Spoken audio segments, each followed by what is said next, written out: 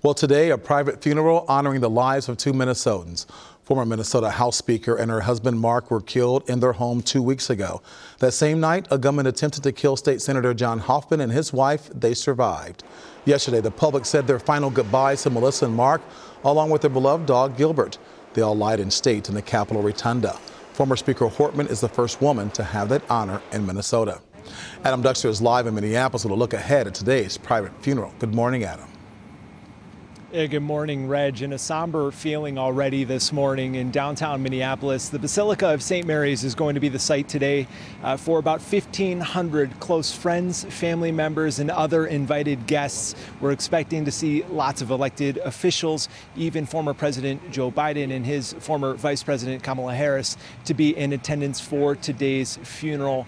And we expect to hear from two people today. We're not quite sure, but it'll be about a 90-minute to 2-hour program followed by an outdoor ceremony. We're told there's going to be a flyover outside today. But again, you mentioned this comes just one day after thousands of Minnesotans got their chance to say goodbye to Mark and Melissa Hortman and their family dog Gilbert.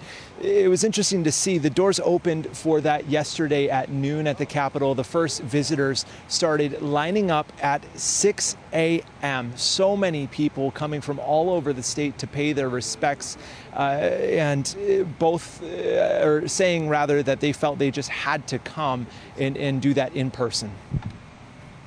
I am trying to teach them to find the helpers, and I think Melissa epitomizes that. And so if you can find the helpers and be the helpers and honor the helpers when we can.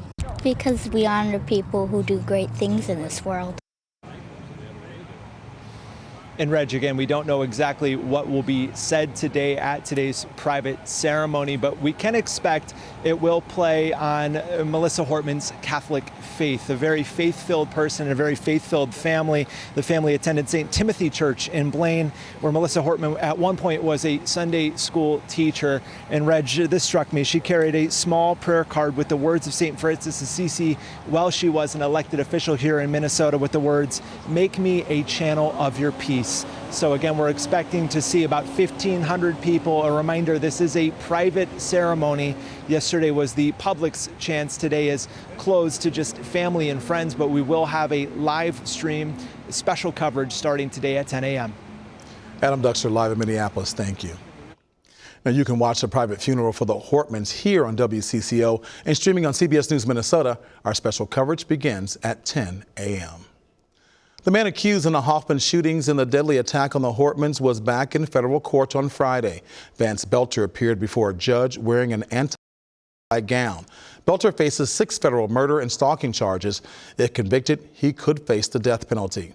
Boelter was supposed to complete a detention and preliminary hearing Friday. Instead, his attorney argued his conditions in the Sherburne County Jail have been unlivable. He told the judge he hasn't been able to sleep in jail because he's on around-the-clock suicide watch. The judge agreed to move him out of suicide watch and delay the hearing until next Thursday. The Sherburne County Sheriff responded in a statement saying his claims are absurd, adding he is not in a hotel, he's in a jail where a person belongs when they commit the heinous crimes he is accused of committing.